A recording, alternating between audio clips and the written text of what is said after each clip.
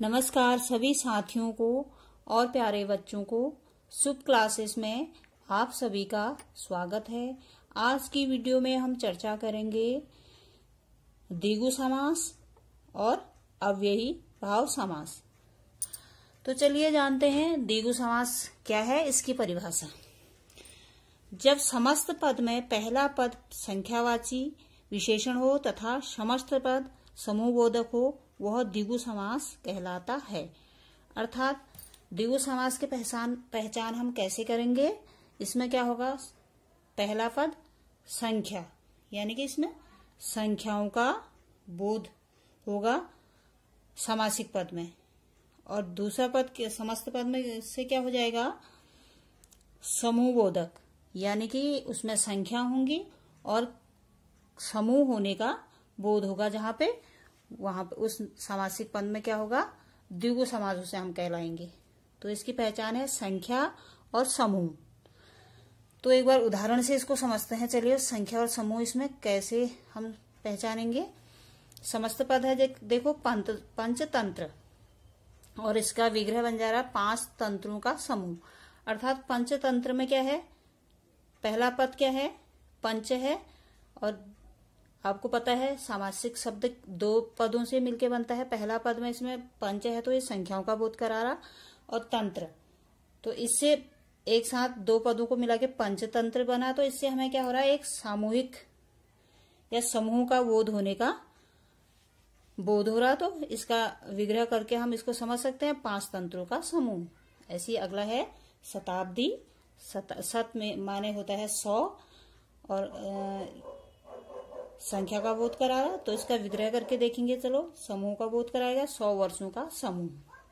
सप्त ऋषि, सप्त और ऋषि, पहला जो इसमें पद है वो क्या है, सप्त संख्या, और ऋषि, 2 शब्दों दोनों को मिलके क्या बन गया, एक समूह का ज्ञान करा रही है। 7 ऋषियों का समूह को हम सप्त ऋषि कहते हैं। पंच रत्न, पंच क्या है, एक संख्या है, रत्न क्या है, एक ये भी शब्द है, रत्न है। तो ये क्या, इसका क्या ज्ञान कराएगा, एक क्या का ज्ञान करा रहा, समूह होने का।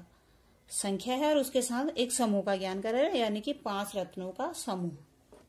तो ये क्या होगी, द्विगु समास की पहचान होगी। इसमें क्या होता है, संख्या की विशेषता बताते हैं, संख्या होती है उसमें, और समूह वाची शब्द होते हैं। तो अगला हम देखेंगे अव्ययी भाव समास।